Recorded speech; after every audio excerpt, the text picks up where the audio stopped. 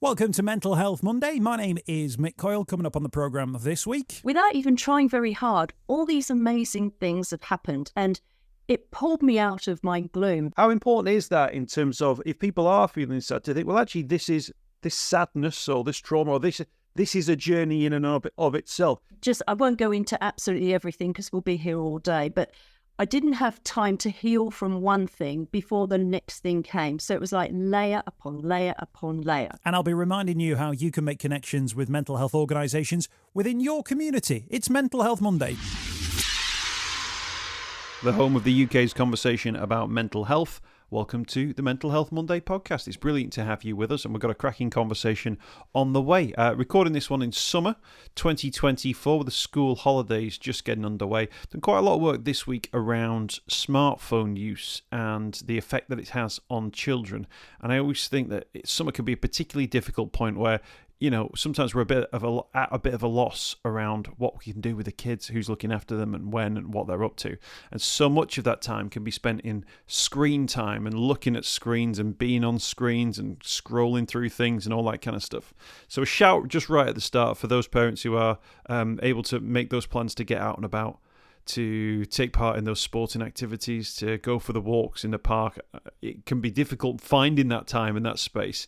But so much research is out there now about the fact that children are so much more in tune with nature, their mood's better, they sleep better when they do get those opportunities. But summer can be such a crunch point, can't it, where it's like, well, what are we going to do? And screen time is often the most convenient thing, but there's a lot of work going on in that space. And certainly something I'll be coming back to on Mental Health Monday. Now, my guest on the programme this week is the author of a book called Finding Happiness When It Hurts. Lisa Brett is joining us for a conversation about what the book's about and the journey that she's on. Now, Lisa openly admits that she's still in a relatively difficult place in her life at the moment, despite the fact that, you know, she's been working on this book for quite some time and the book's been out for some time. But as we discuss in the conversation, life sometimes throws things at you that you're not quite expecting, and it can take a while to build through them.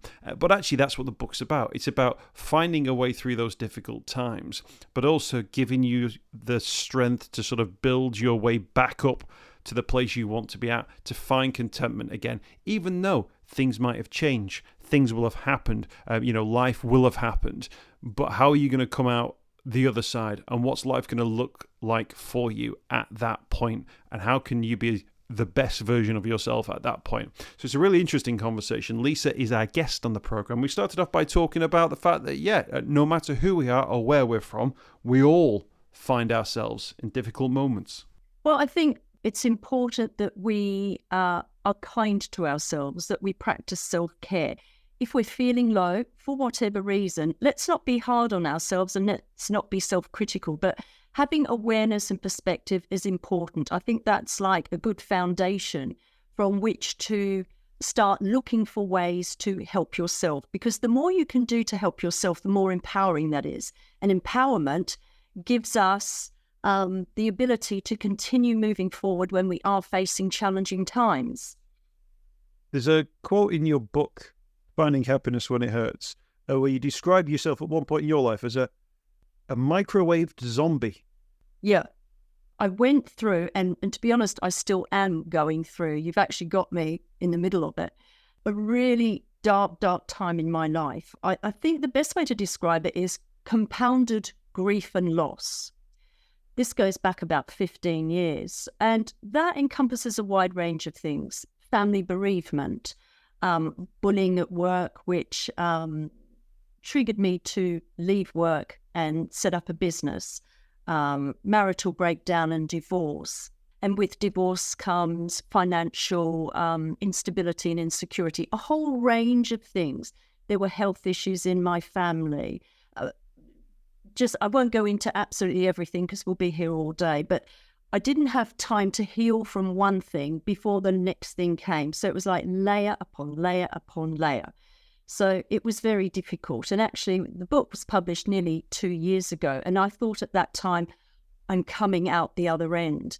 And I find actually I haven't yet. Other events have conspired to keep me where I am. But I remain hopeful and positive, and I'm taking the advice from my book to try and get through it all. Sometimes people talk about, the straw that breaks the camel's back, and sometimes that can be a really small thing. When you're dealing with those big things, when it's hay bales upon hay bales of straw being loaded on the camel's back, it's no surprise, is it? No surprise at all that if you experience grief and a marital breakdown and a job change and all that kind of stuff, of course that's going to be a big impact on us, and it's going to make us think differently about ourselves, because it touches on all those those touch points in life, the way we kind of place ourselves and how we see ourselves around, well, I'm in this relationship, or this is the job that I do, or this is the role that I fulfill within a community. If any one of those elements change, it rocks your foundations, doesn't it? But the small things can be the big things. It depends. It's about how something makes you feel. So whether it's a small thing or a big thing, it doesn't matter. It's about the perspective and how it impacts on you. For me, this layer upon layer upon layer had a profound and life-changing effect. And what I did was, I was actually walking one day, took my dog out for a walk, and I met a man in a field. I knew of him. He came from the village, but I didn't know him. He was looking up at the clouds, and I said, "What are you doing?" And he said, "Looking at the clouds." And he said to me, "What are you doing?" And I did something completely uncharacteristic. I just went, bleh. I dumped on him all of my personal problems, everything I was going through. That is not something I've ever done before or tend to do. I confide in my girlfriends or my family. Anyway, he said, you need to read or listen to on YouTube. And he named certain works, Genevieve Behrend, Earl Nightingale. It was the starting point of what I would describe as a spiritual awakening, a spiritual path I started to take, which opened up my world to find different ways to cope with adversity, looking for the blessings in challenging situations, flipping how I think, flipping how I look at things, looking for my tribe, as I call them, supportive people. So I have found over the last few years that the best way for me personally is to do what I can to help myself. Let's talk about blessings. There's a big section in the book about finding blessings. And some people say, "Oh, well, I don't really feel like I'm very blessed at the moment." But actually, it's almost like a practical thing you can do. You give an example, don't you, around a cup of coffee in the morning, and about how you're not just blessed to have a cup of coffee, but then if you think about the process that got this drink into your hand, it's a huge thing just to get your head around, isn't it? It's about being grateful for what you have. And it can be something as simple as the first cup of coffee that you have in the morning. How did that cup of coffee get into your cup and to your lips? Think of all the people that were involved in that, the growers, the transporters, the exporters, people who are shipping it across, even the person who made your mug. There's a lot behind something as simple as a cup of coffee. But I can give you a far more recent example that's actually not in the book. I suffered a very profound bereavement last year. I lost my sister, and I've been wading through the treacle of grief for the past year. And something I did recently when the first anniversary of her death came up was sit down and write about all the good things that had happened to me in that year, because quite honestly, all I can remember is the grief. So I sat down and I started writing what had happened. I've had an offer on my house. My father has relocated and is happy where he lives now. I did a trip back to Australia to visit my family. I wrote down as many things as possible that had a big positive impact on me, and I found 25 things. And do you know what? I just thought, I was gobsmacked. I thought, this is amazing. All I can remember in the past year is how awful I have felt missing my sister. And yet when I wrote down everything, I thought, actually, without even trying very hard, all these amazing things have happened. And it pulled me out of my gloom because, as I said, it was the first anniversary of her passing. So I was feeling very down. But that process of just writing down the good things that had happened really uplifted me. So that's what I mean. I think if you can try and take your happiness or control of your happiness into your own hands as much as possible, it really can help. How important is it, though, that you do that on your terms? Because the flip reverse of that might be, Lisa, that actually someone might come to you and go, I know you're sad about your sister, but what about all this other stuff? And you go, hang on a minute, let me be sad. I'm allowed to be sad about a grief. How important is it that actually it comes from you? You're the one who goes, okay, maybe good things have happened, but these are the things. Is that an important part of it? It certainly is. It gets back to the self-care. Acknowledge your feelings. You're not wrong to feel happy. You're not wrong to feel sad. You're not wrong to feel anything. But if you have an awareness of your feelings and your emotions and where they come from, if they feel uncomfortable, you can think about, what can I do now to help myself? So being in charge of your emotions as much as you possibly can, and I'm not saying it's easy, it requires work, commitment, effort, continuity. It is really important because, as I said, that feeling of empowerment comes through. There might be times when you need to reach out for professional help, whether it be hypnotherapy or counselling or whatever else is right for you. But it's important that you put the work in too, because it's part of the healing. It's part of flipping how you think to make your life better and put you back on a path. If you deviated and you want to have joy in your heart again.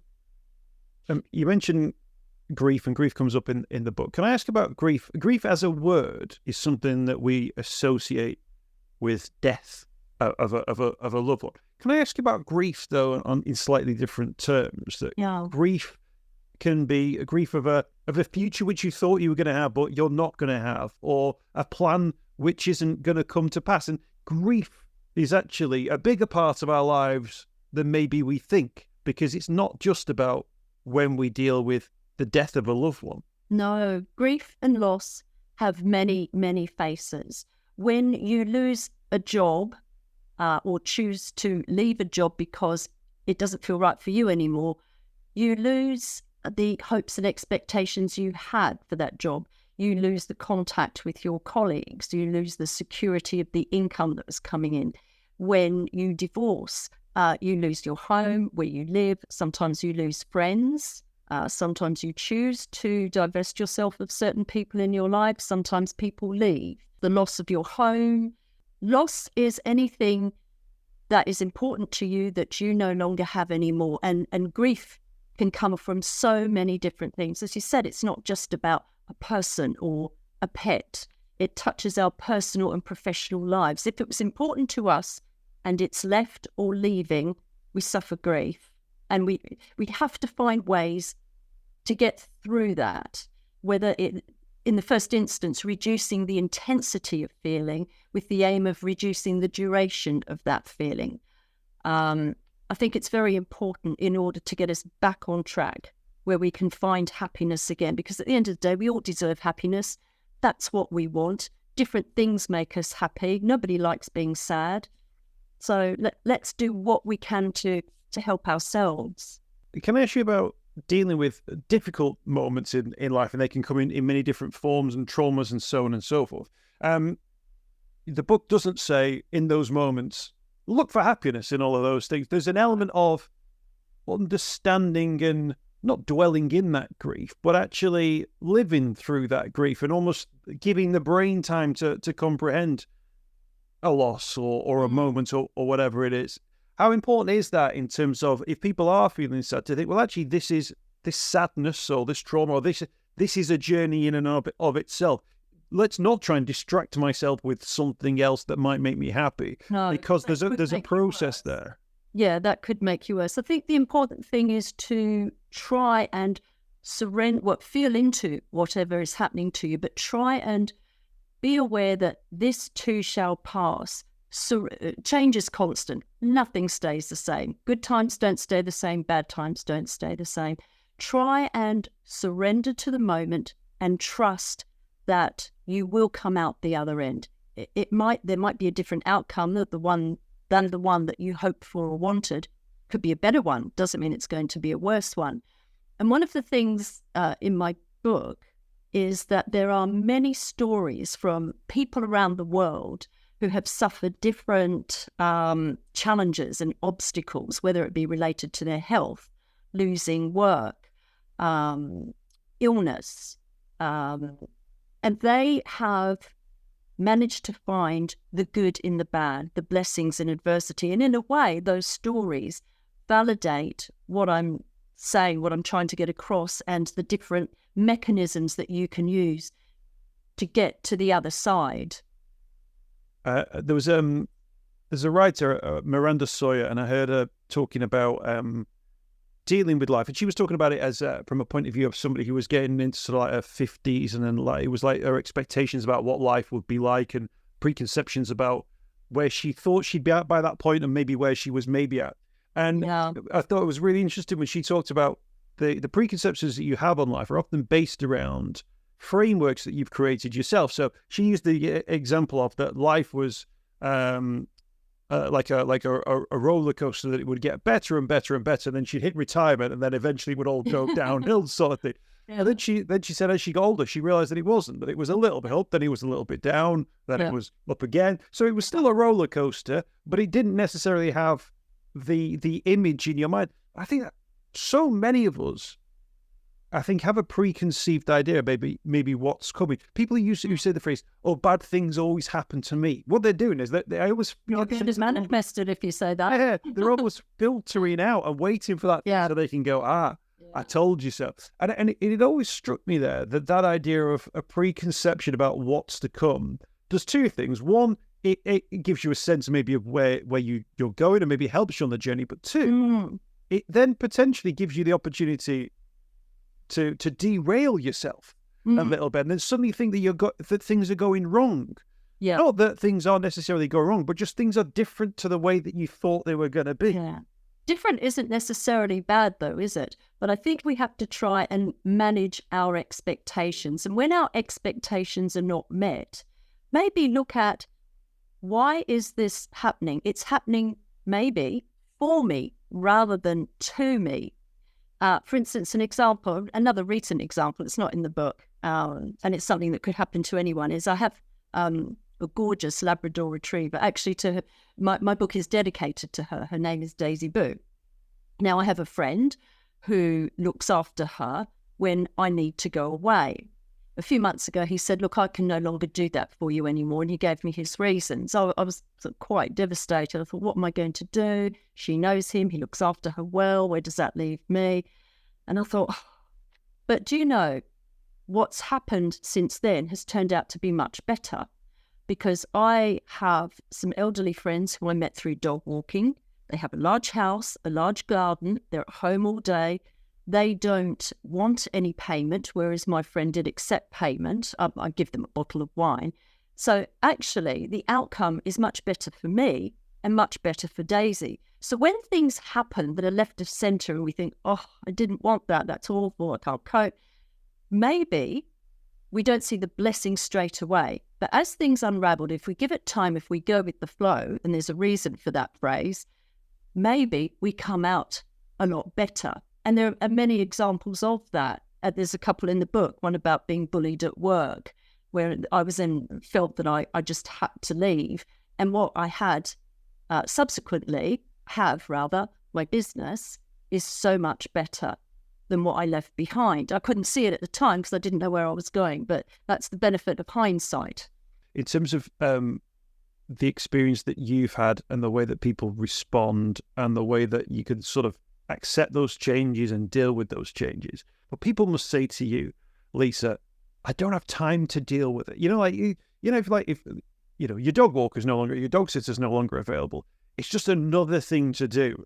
Yeah. What a great example, though, of just how busy our lives are now, that it feels like if anything shifts slightly one way or the other, we almost crumble a little bit, don't we? And go, oh God, what am I going to do now? Mm. What does that say about how we could just cope in general about the rat race and our lives? And maybe that need to have that little bit of time for almost like the personal admin, so that if things do crop up, you go, oh, that's something I'm going to have to deal with.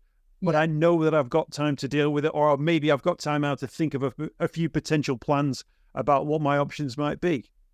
I think we try to, and it's human nature, to control too much. We can try to control our situations, our challenges, our destiny. And that doesn't work. I think we come up against a brick wall. And I think we also dwell too much on the past and think too much about the future. Let's try living in the present moment, because if we don't, we're going to miss enjoying what's happening here and now. This is the only time we've got what's happening to us now.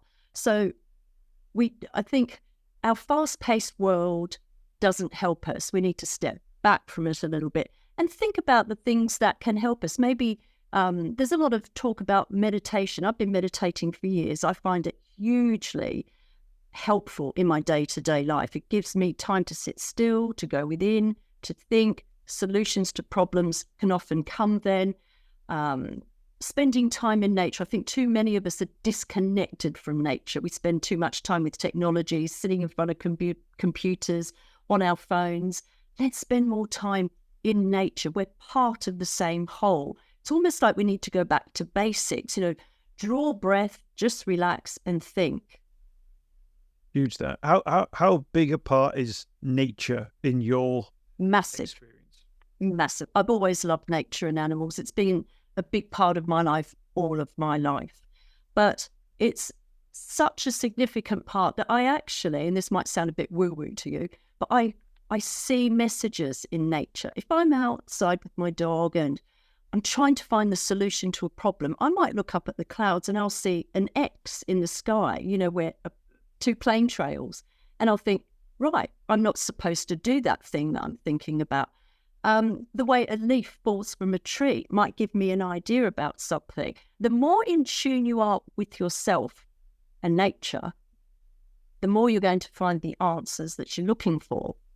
I started running very recently, the last few years, and I find that that's my defragmentation sort of mode, if you like. And it's also the place where I have those ideas. And it's interesting that idea, you see something. I can see like literally the name of a plumber's brand on a van, and just like if there's a bit of a pun in it, that will just trigger a little bit of something. But what I've done is, and I presume this is the same with you, rather than looking for an overt sign, it's just your brain is able to absorb things in a little bit, hit those moments that spark the inspiration, the creativity, those things that then just take you to that next level. But if you'd have just been staring at the screen, if you hadn't have taken the dog out for a walk or whatever, you'd have sat there thinking, oh, I'm not feeling very inspired. Whereas actually, I think people massively undervalue what you've just talked about there, because they think, well, if I just go for a walk in nature, I'm not doing anything.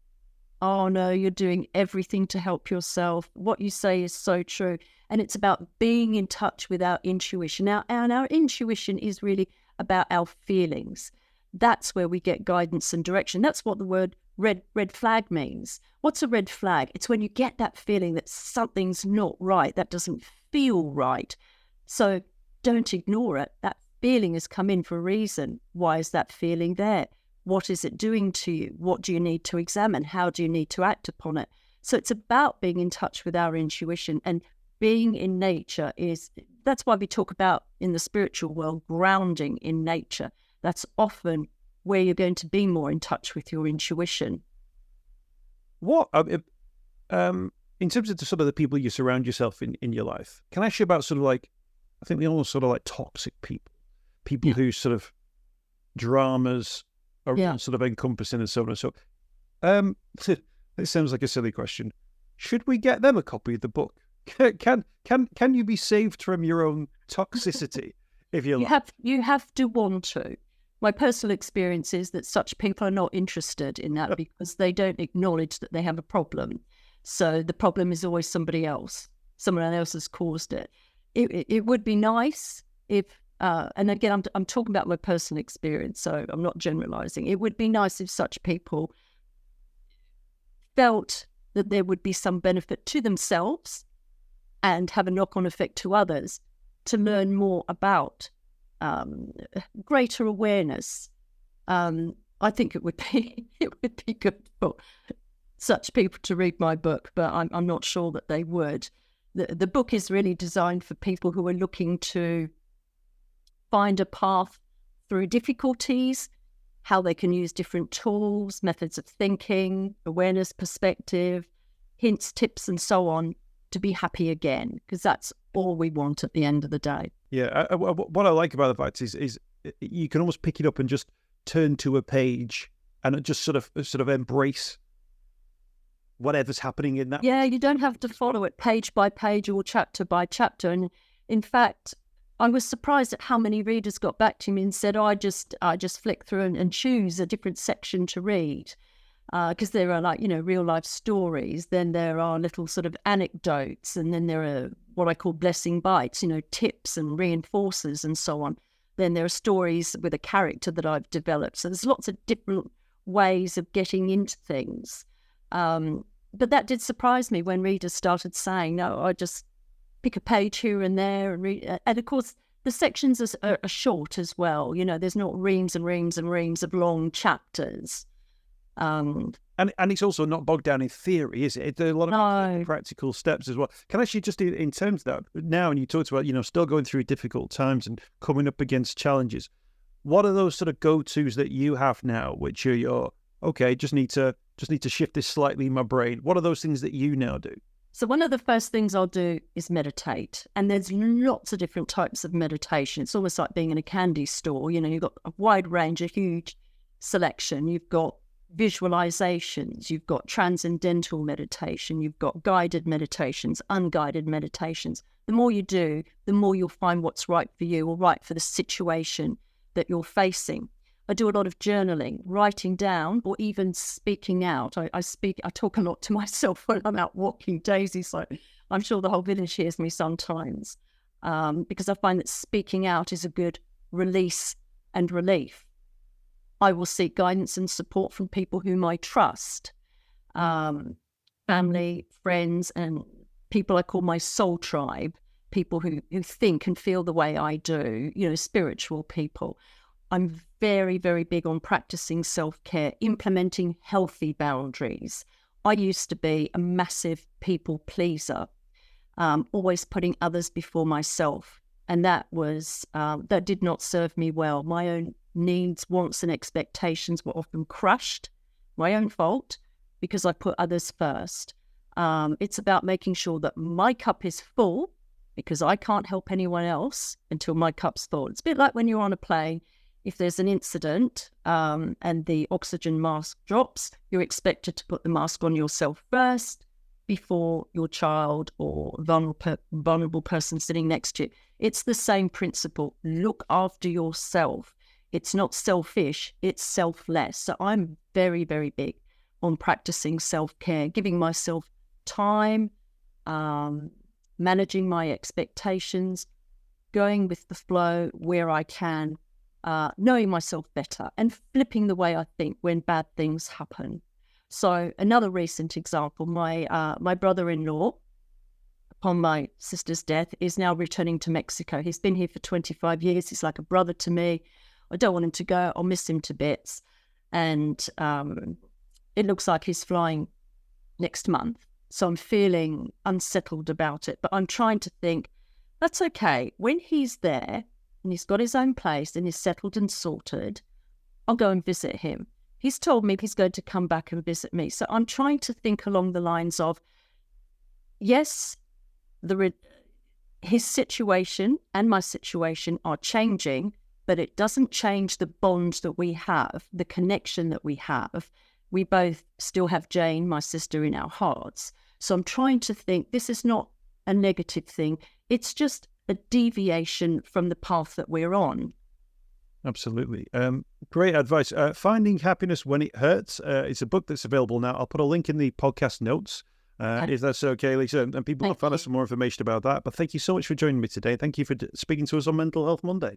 Thank you so much, Rick. I've really enjoyed talking to you. I hope you've enjoyed this week's podcast. Thanks for checking out Mental Health Monday. My name is Mick Coyle. You can find me on Twitter at Mr. Mick Coyle. You can also find me, Mick Coyle, on Facebook as well. Don't forget, if you want to speak to somebody about your mental health, you can do so. The Samaritans, free to call on 116 123. You can find mental health services where you are. Just look for the Hub of Hope. Type in your postcode. It'll find those mental health services close to you. And for support in a crisis, you can text SHOUT to 85258. That's if you're experiencing a personal crisis, you're unable to cope and need support.